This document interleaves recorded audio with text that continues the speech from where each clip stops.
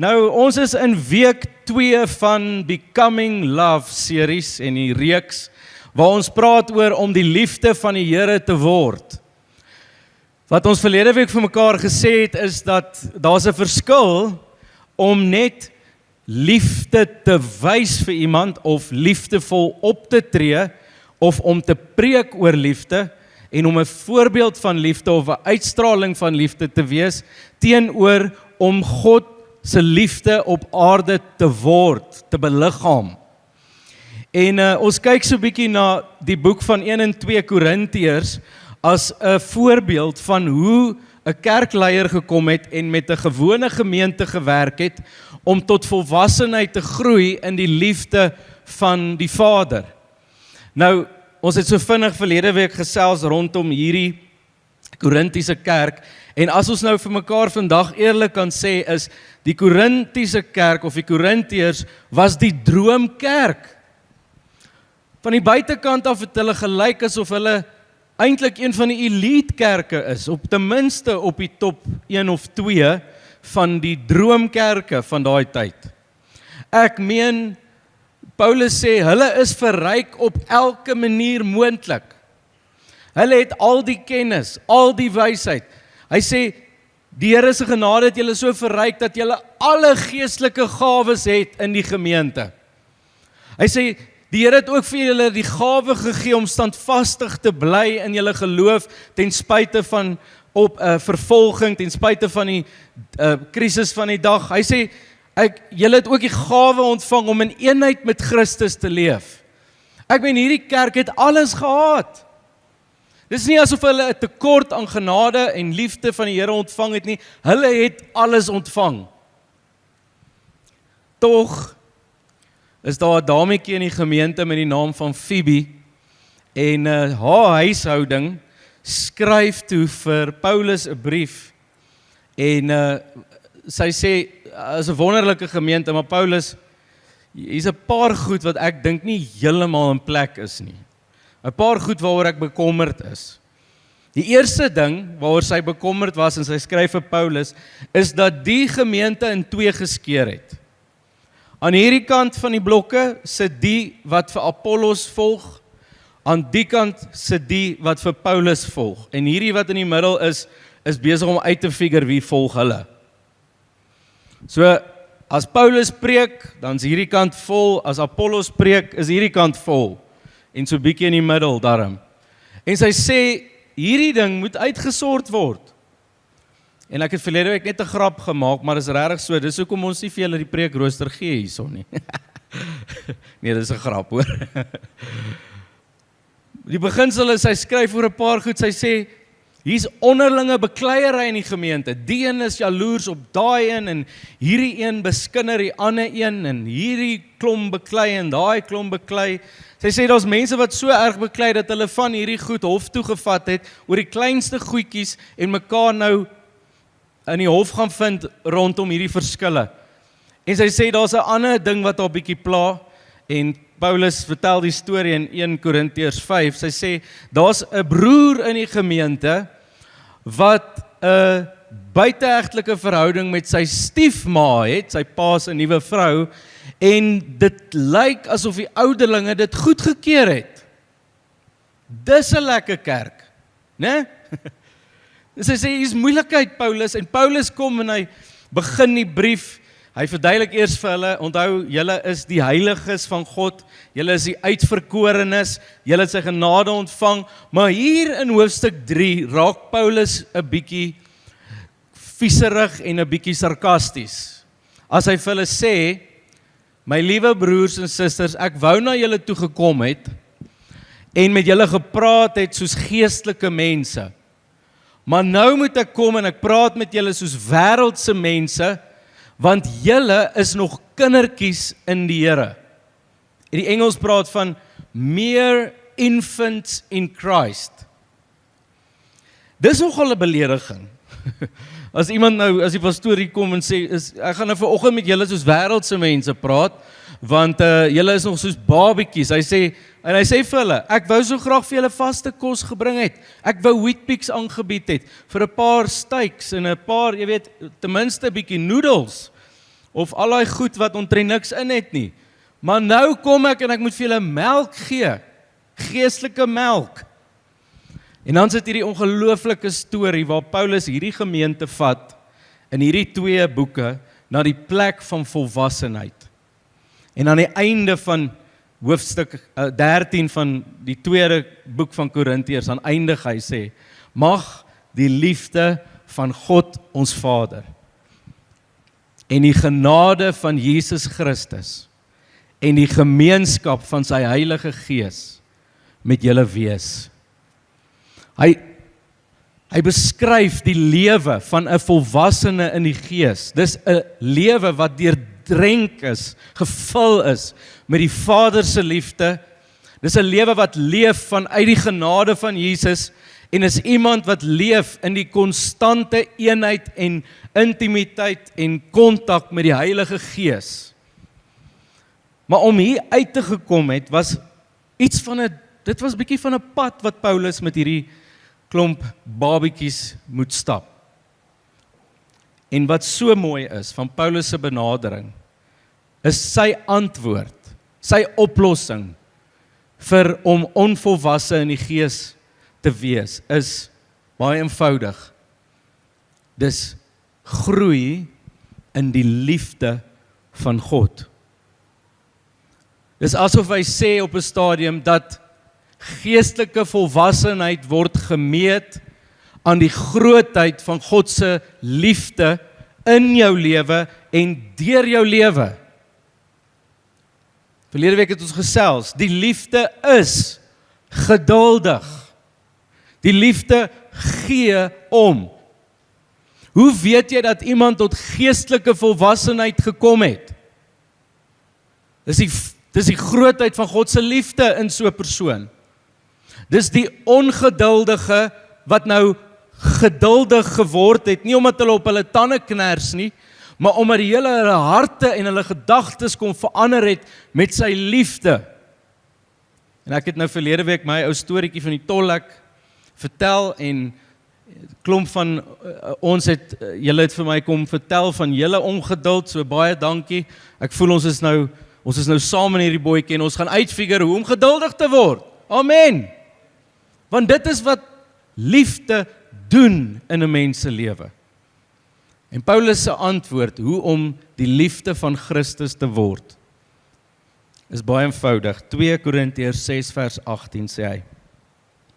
En hy is besig om 'n skrifgedeelte uit die Ou Testament na te haal en hy praat eintlik, dis 'n oomblik waar God met die volk praat en hy sê, ek sal vir julle 'n vader wees en julle sal my seuns en dogters wees, sê die Here, die Almagtige.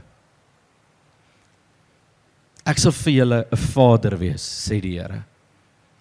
Paulus kommunikeer dit in hierdie gemeente omdat hy weet dat dit die enigste manier van volwassenheid is wanneer jy God se vaderskap oor jou lewe ontdek en onder dit begin leef, in sy liefde begin leef. Nou, ons moet verstaan, in die Joodse geloof of in die Joodse tradisie was God nooit genoem Vader nie. Dan in die Ou Testament is daar baie ander name vir God. Jahwe, wat beteken die een wat was en wat is en wat sal kom. Elohim, wat beteken die een wat alles begin het, die skepper. Jehovah, Rafa, die een wat genees. Jehovah Nissi, die een wat my oorwinning is. Jehovah, ek kan hom net in Engels sê, Jehovah Jireh, want hy sê so lekker, God is my voorsiening, en daar is nog baie ander name in die Ou Testament, maar in die Nuwe Testament kom Christus en sy eerste gesprek met die mensdom oor wie God is, dan sê hy, ons Vader, wat in die hemel is. In 'n sekere sin was dit 'n nuwe konsep vir die Jode en dit was eintlik godlasterlik om so te praat van God as Vader.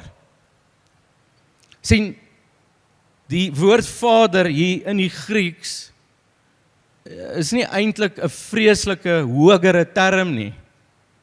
Dis die woord Abba. Oorvertaal in Afrikaans, Papsie, Dad. Papa. As jy vandag Israel toe gaan, en jy spandeer 'n bietjie tyd, daar is nie nou 'n goeie tyd om te gaan nie, net om te sê, ons bly net hierso. Is daar klein Joodse kindertjies wat agter hulle paas aanhardloop en skree, Abba, Abba, Abba, Abba, Abba. En dan wens ek net, die pa wil hulle net Abba, dat hulle kan ophou skree. Dis die woord pa, dad. Hier is iets besonders. En is God dan nou nie meer Yahweh of Elohim of Jehovah Jireh nie? Natuurlik is hy. Maar dit is asof Jesus 'n allesomvattende term en naam vir God gee vir wie hy werklik is en hy sê hy's Vader. Hy's die perfekte Vader, hy's die hemelse Vader. 'n baie bekende teoloog, J.I. Packer, sê dit so. Hy sê, if you want to judge how well a person understands Christianity, find out how much he makes of the thought of being God's child and having God as Father. As jy wil verstaan, as jy wil toets of iemand regtig Christendom verstaan, vra hulle, hoe voel hulle oor die feit dat God die Vader is? Hy sê, for everything that Christ taught, everything that makes the New Testament new and better than the Old, everything that is distinctively Christian as opposed to merely Jewish, is summed up in the knowledge of the fatherhood of God. Father is the Christian name for God.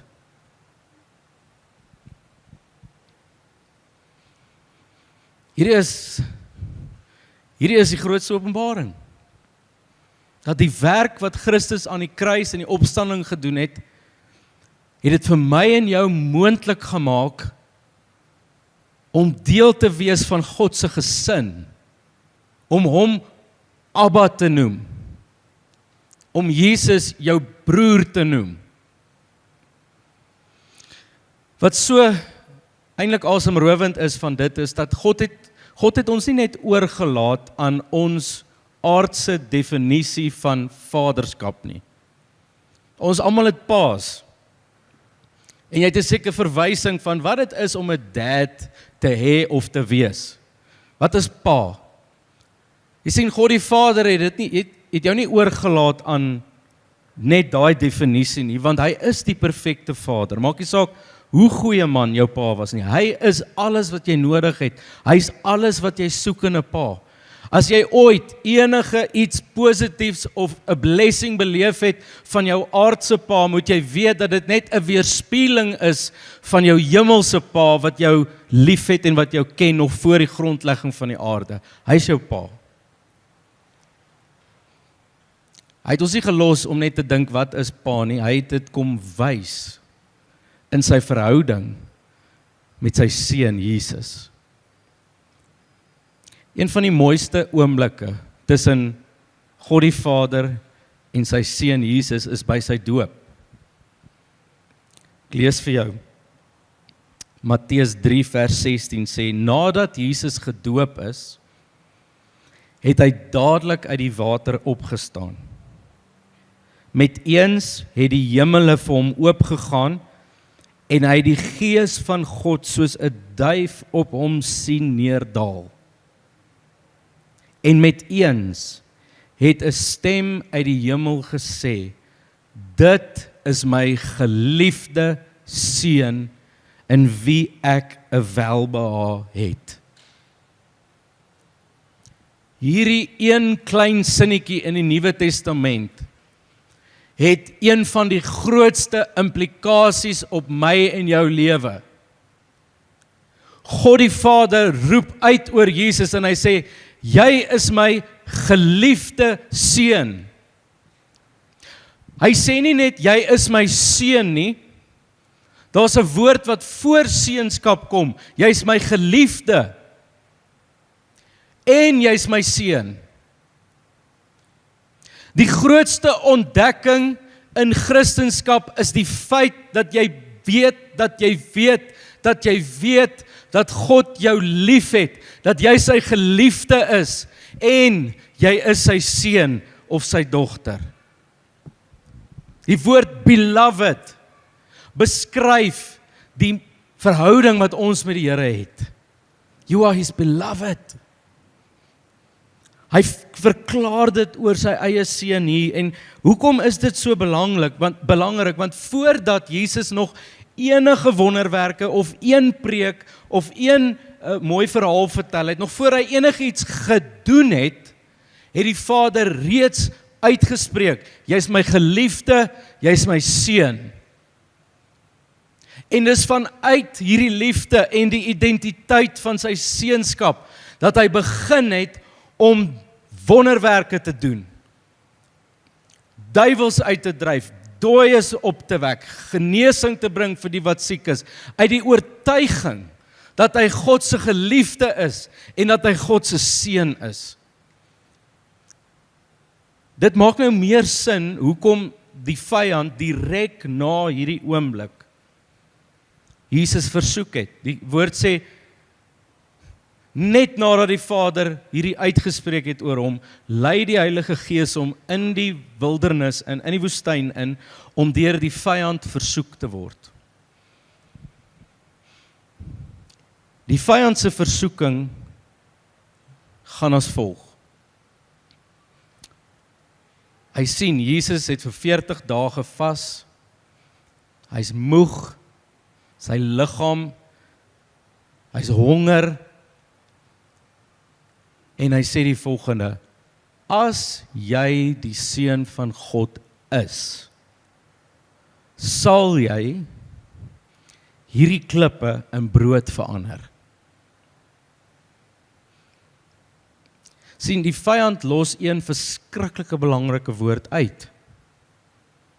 Die woord geliefde. Hy sê, as jy die seun van God is, nie as jy die geliefde seun van God is nie. Wat was die versoeking hier?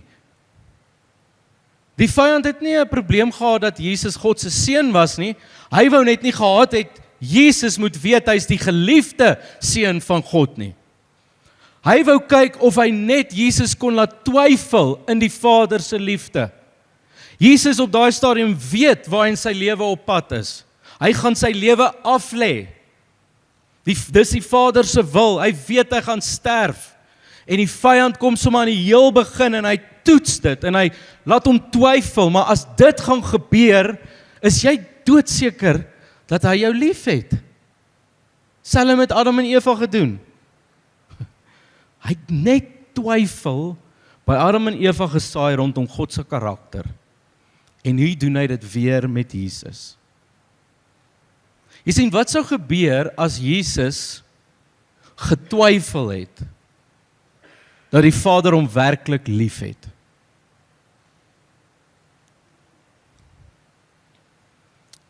Die antwoord lê in die 3 versoekings van Jesus. Sien, as Jesus nie oortuig was van God se liefde vir hom nie, sou hy baie moontlik sy goddelike krag misbruik om vir hom klippe in brood te verander en om vir homself te voorsien, wat eintlik die Vader se werk is om vir hom te voorsien. So hy neem die rol van die Vader in, omdat hy nie die Vader se liefde vertrou nie. En hoeveel keer in my en jou lewe gebeur dit nog steeds? Dat 'n ou kom op 'n plek waar jy onseker is, of die Vader jou regtig liefhet. En wat doen 'n ou? Jy gaan soek klippe. Jy kry 'n oplossing. Jy vat beheer. Maar Jesus was totaal oortuig dat hy God se geliefde is en dat God dit wat hy beloof het sal volbring. En hy antwoord die vyand met wat? Nie met oulike gesprekke nie, met waarheid. En hy sê, die woord sê, Mens sal nie leef van brood alleen nie, maar van elke woord wat uit die mond van my Vader kom. Basies wat dit sê is, vyand, ek is so oortuig dat ek geliefd is. Ek is so oortuig dat ek sy seun is. Dat as hy kies, dat ek net aan die lewe gehou word deur sy woord, dan glo ek hom. As Jesus nie oortuig was van God se liefde nie, en die vyand sê, spring van hierdie tempel af en red jouself, kon Jesus net sowel in sy twyfel hierdie oomblik gebruik het as 'n bemarkingsstrategie of om 'n verklaring te maak dat hy die Here is, dat hy die Messias is. Dit sou werk. Jesus kom en hy is nie meer besig om net rond te loop en tussen mense te wees nie, maar hy gaan en hy klim op die tempel, die hele Jerusalem staan in afwagting. Jesus spring af en hy kom niks oor nie.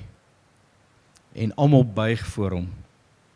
Sê, look, the Messiah is here.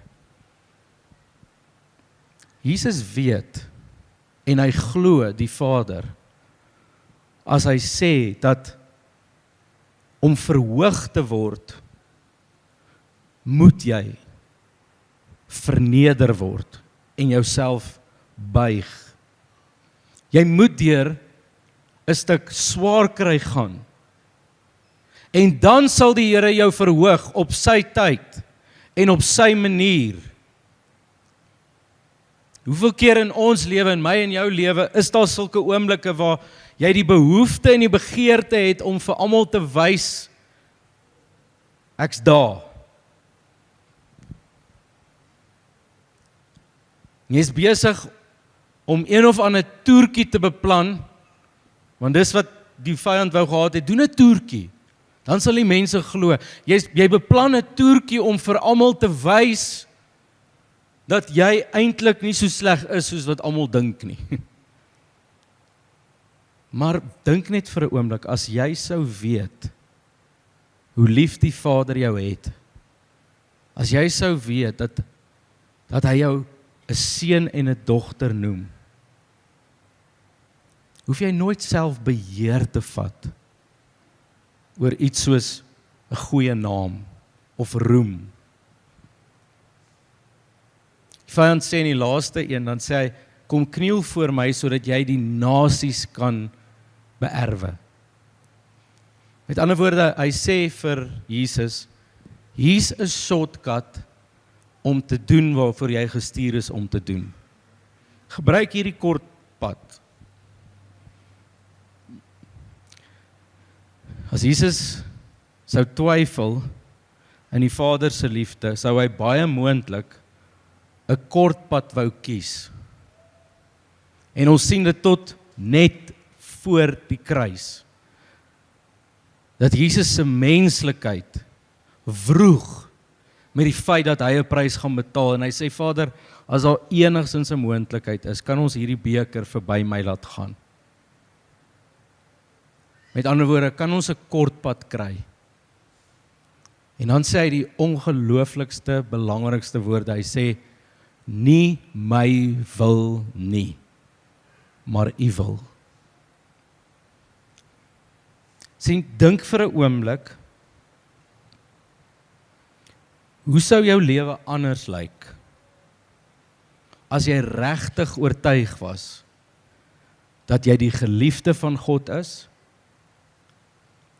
en dat jy sy seun of sy dogter is? Sien, wat eintlik so wonderlik is dat hierdie liefde wat God vir sy seun het, Jesus, het hy ook vir my en jou. Alles wat waar is van Jesus, is ook waar van my en jou. Hoekom? Want hy het ons ingesluit in sy dood, in sy opstanding, in sy hemelvaart. Ons is nou in Christus. Hoor die gesprek tussen die Vader en Jesus in Johannes 17 en hy sê, Here, hy praat nou met die Vader, Jesus, en hy sê, ek het die heerlikheid wat U aan my gegee het, aan hulle gegee. Wie's hulle? Dis ons. Sodat hulle een kan wees, net soos ons een is, ek in hulle en U in my, sodat hulle volledig een kan wees en die wêreld kan weet dat U my gestuur het. En hier kom die woorde, en hulle lief gehad het, net soos U my lief gehad het.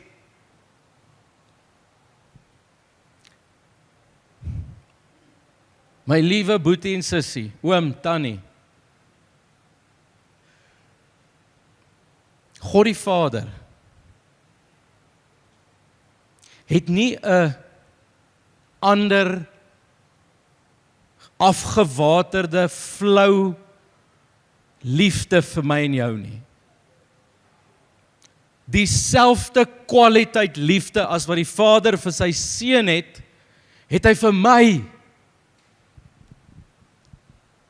Kan jy dit vir 'n oomblik indink?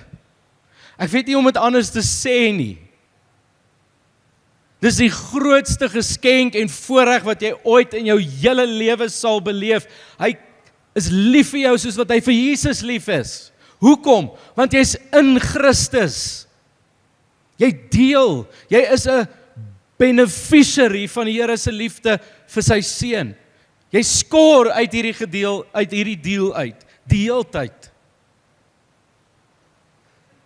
Sien, dan moet ons teruggaan na die doopskrif toe, waar God die Vader sê, Jy is my geliefde seun, in wie ek 'n welbehae het.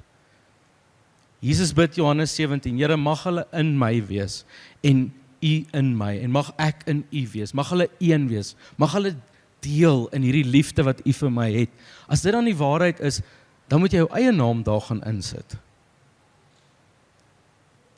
Eugene is die geliefde seun van God.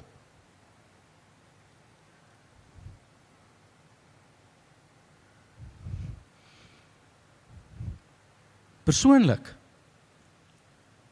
Heidi is die geliefde dogter van God. Andries is die geliefde seun van die Vader in wie hy 'n welbehae het. Welbehae beteken die volheid van sy aanvaarding, die volheid van sy liefde, van sy omgee. God het 'n welbehae in jou lewe. Hy het jou lief.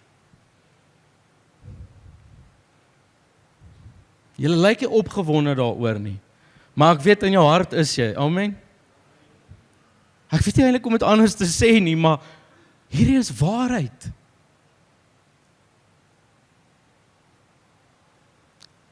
Grootste krisisse en struikelblokke en wrogings in ons lewens is 10-1 as gevolg van die feit dat ons nie glo of beleef of dit diep in ons harte vasmaak dat ons sy geliefde kinders is nie.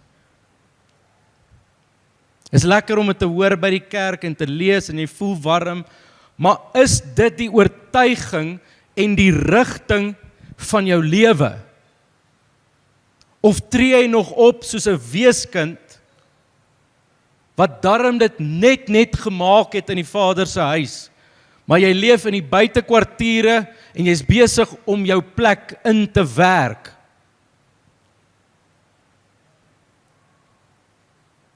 Nee.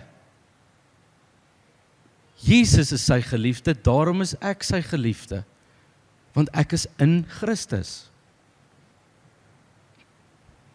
Hoor wat sê Paulus in Efesiërs 1 vers 4 tot 5 in die Message parafrase. Hy sê, long before he laid down earth's foundation, he had us in mind. He had settled on us what as the focus of his love, to be made whole and holy by his love. Long ago, He decided to adopt us into His family through Jesus Christ. Nog voordat jy asemteug uitgeblaas het op hierdie aarde, voordat iemand jou lag en jou huil kon hoor, voordat iemand jou al kon sien, was jy in God se gedagtes. Jy was in sy droom. He had you in mind. Hy het gepraat oor jou. Hy het sy oor gedraai na jou.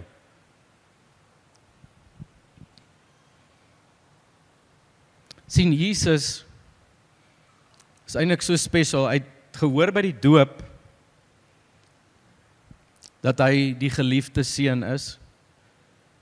Maar daar was 'n tweede keer ook waar die Vader dieselfde uitspraak oor Jesus gemaak het. En dit was by die berg van verheerliking. Toe hy saam met sy 3 disippels en 'n paar van die Ou Testamentiese manne 'n bietjie om 'n braaivleisvuur gesit het.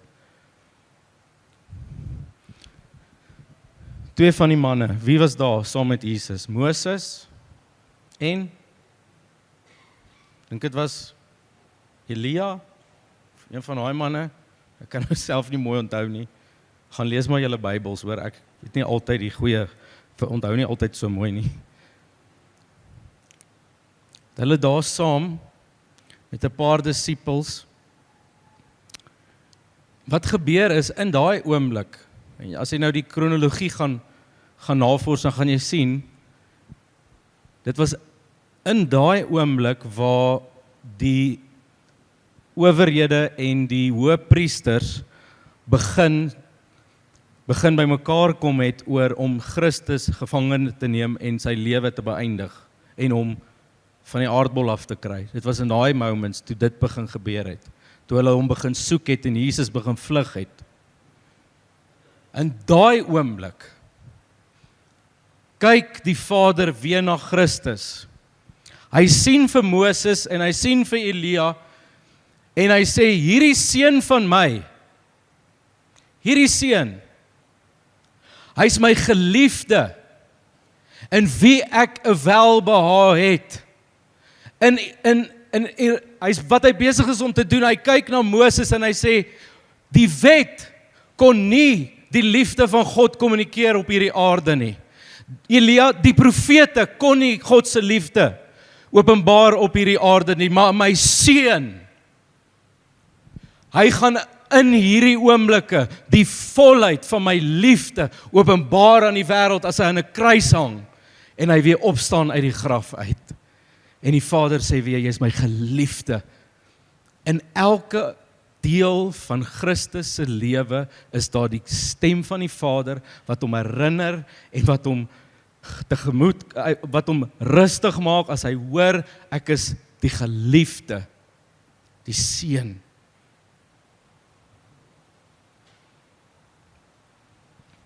In Johannes 4 vers 9 skryf Johannes en hy sê, hierin is die liefde van God aan ons geopenbaar.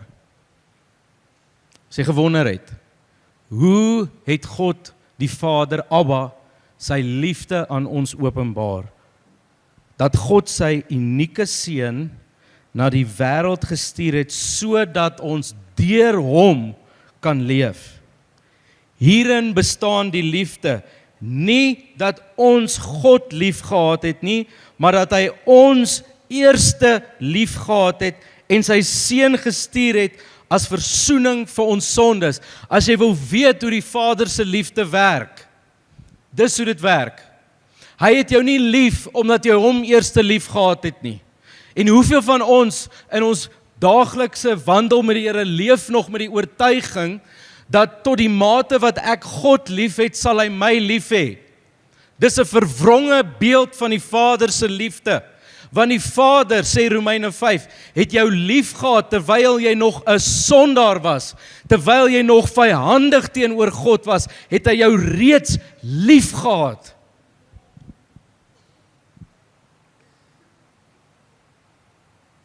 Sy seun het dit kom bewys.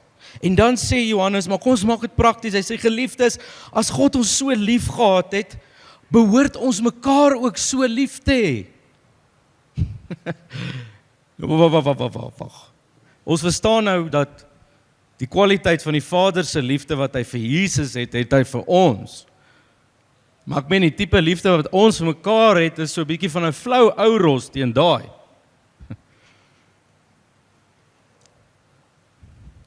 This is the mystery of the gospel. Dieselfde agape, onvoorwaardelike, nie verdienste liefde wat die Vader vir sy seun het sy seun vir my en jou. En nou is dit ons voorreg om hierdie patroon te laat aangaan op aarde.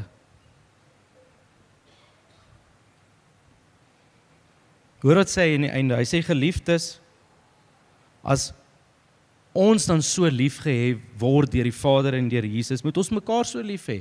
En dan sê hy, niemand het nog ooit God aanskou nie. Maar as ons mekaar lief het, bly God in ons. Dis die teken, as jy wonder, wat's die teken dat God in jou leef? Is jy lief vir mense? Is jy lief vir God? Daar's die teken. Hy sê, die liefde van God bly in ons en hoorie, en het sy liefde in ons tot vervulling gekom. Met ander woorde, op hierdie aarde het niemand nog ooit God die Vader gesien nie. Maar wanneer ons uit die oortuiging leef van sy liefde vir ons en ons begin mekaar so lief hê, dan word die Vader sigbaar op hierdie aarde. Die effek van sy heerlikheid, die effek van sy teenwoordigheid en sy liefde word sigbaar in die gesig van 'n gewone mens soos ek en jy.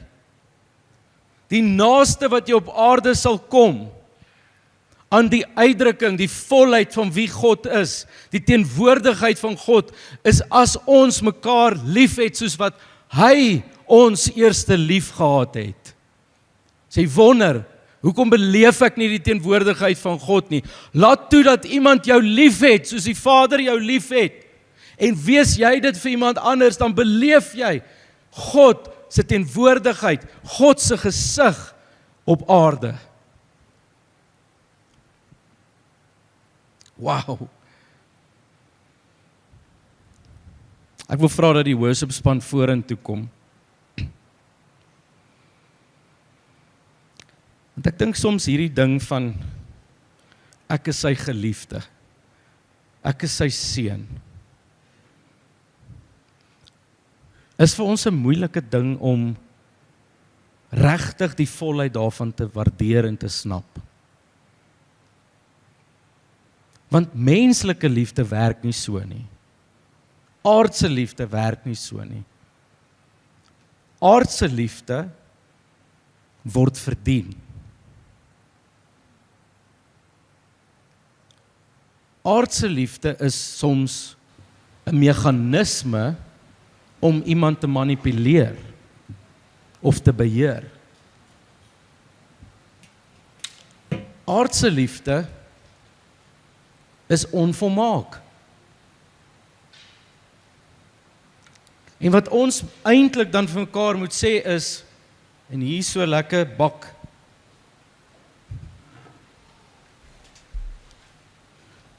as hierdie jou liefde emmer is,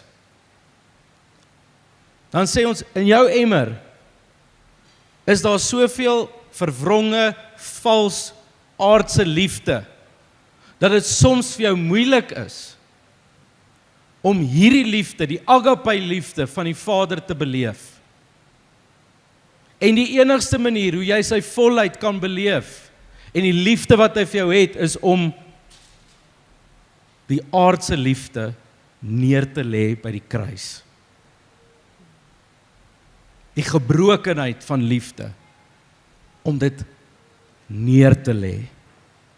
Die leuns wat jy glo oor die liefde neer te lê by die kruis. En om by die kruis die waarheid op te neem van wie jy werklik is en die liefde van die Vader oor jou lewe.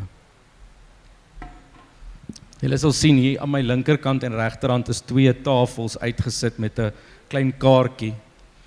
En ons wil jou nooi vanoggend om te reageer op hierdie woord. En soos dat jy na die tafel toe kom, wil ek jou uitnooi, hê 'n gesprek met die Here en vra hom net een vraag. Here, watse leuns, watse gebrokenheid, watse aardse tipe liefde is besig om my emmer vol te maak, sodat ek nie dit wat U vir my het en die liefde wat U vir my het kan voluit beleef nie. Dan skryf jy dit op daai kaartjie neer en dan kom gooi jy dit in God se emmer. Dat hy daarmee kan deel. En hiervoor het ons 'n paar skrifgedeeltes uitgeprint wat maar net sê hoe die Here jou liefhet en wie hy is. En dan kom vat jy vir jou 'n kaartjie. En die goed wat jy uit die emmer uitgooi, kom vervang jy met die waarheid van sy woord oor jou lewe volgens. Ek wil jou so graag uitnooi om dit saam met ons te doen. Kom ons staan.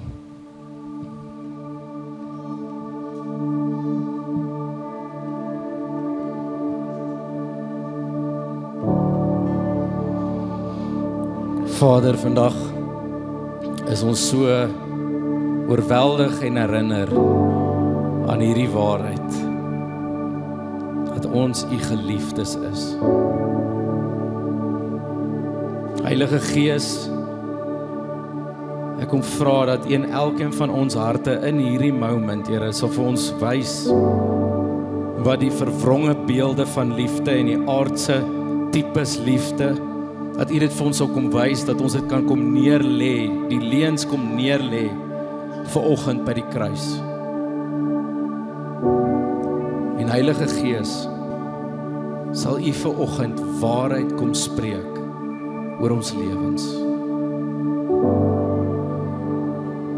Here, sal U, soos wat Romeine sê, die Vader se liefde kom uitstort in ons harte.